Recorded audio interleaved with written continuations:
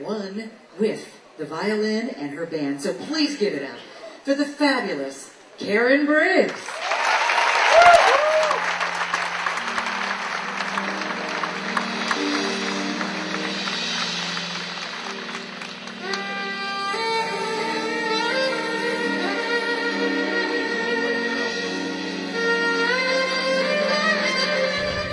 Hi, I'm Diane. Dayton. We're at the 22nd Annual Berks Jazz Fest in Reading, Pennsylvania.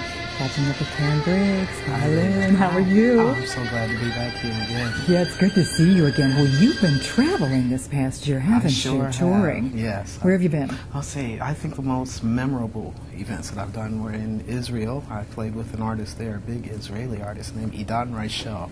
And I was there for one of their New Year's holidays, and so I was leaving the day after. So everyone's in a great mood. I got in and out of there really easily, and I really had a great time. What was it like playing there? How were you received? You know what? It was so many people on stage. There were lots of talented people from different countries. It reminded me of my past with the Acropolis guy. Oh, yeah, right. But there were people there from all over the world who sang and danced and played instruments. I had a wonderful time just meeting and hearing all of the new players, and I just had a great time. It truly is that universal language, then. That's right. It really brings people together. Yes, that's why I love it. Yeah. Yes. Where else were you? Let's see, I went to Santiago, Chile most recently, really close to the equator. That's a brutal sun there. Yeah, indeed. But we played a jazz festival down there. I was delighted to know that they like jazz enough to fly in artists from that far. It's like a 14-hour flight. Wow. We were there, in and out of there really quickly, and I just left straight from there, went to Washington, D.C., played at Blues Alley the next day for 3 days, and then finally went home, and I still don't know what time it is. I bet you don't. I bet you don't. You know, you get up there and you play with such passion. Yes, I must.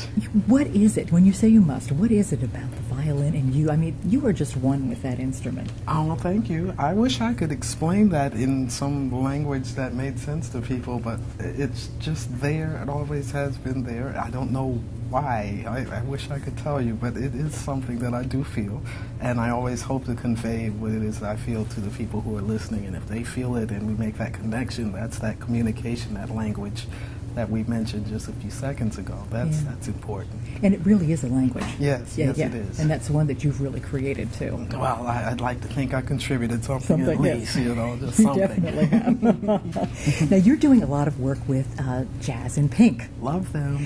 What is it about this band and all these wonderful women? Oh, I can tell you my most exciting thought about Jazz in Pink is not only the acknowledgement of the female musicianship, but also all the other assets that come along with being a woman. I mean, we are mothers. We can't just get up and go on tour like many of our male colleagues. And we have a commonality in being women that we share that you just cannot experience in another situation. You just cannot. Gail, I've known Gail a long time. She threw my last baby shower.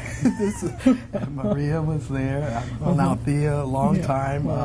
You know, and some of the girls I've just met in most recent years, but some of us have long history, and we know what our careers were like, our marriages, our being parents, and all of that. And it's just something we share in a way that only women can. And you know what's interesting? Having that bond with all the women and getting on stage and playing and creating. That's what connects us. It's everything. It's 100%. It's not 90. It's 100% connection and bond, and we just feel it. And it doesn't matter where the women come from, what instrument they play.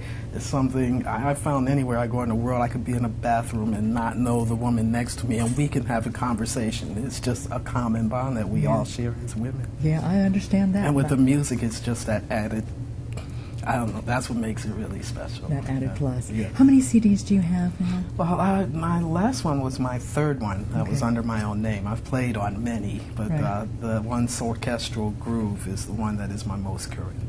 Okay. Any final thoughts you'd like to leave us with? Yes, I am concerned about the next generation showing up to our jazz festivals in the future, and I'd like to encourage people to play the music for your children, as I do. That's where it starts, right? Yeah, with our children. That's how I knew about it. My parents played it for me. I play it for mine. And yes, they listen to hip-hop. You know, I have a teenager as well as the 1-year-old, and the teen, she listens to hip-hop, but she could come through here and she could sing a solo by the Yellow Jackets. She could hum through the whole thing. I mean, she knows a wide variety of music. Yeah. I think it's important. It is important to introduce our children to this music because Absolutely. it is positive Yes. and it does bring us together. Absolutely. And it's an asset. Yes. And I want to see those kids at the next set of jazz festivals that That's come. right. Yeah. That's right. Thank you so much for Sure. taking time today, Karen. My pleasure. Thank you. We're coming to you from the 22nd Annual Boscov's Berks Jazz Fest in Reading, Pennsylvania.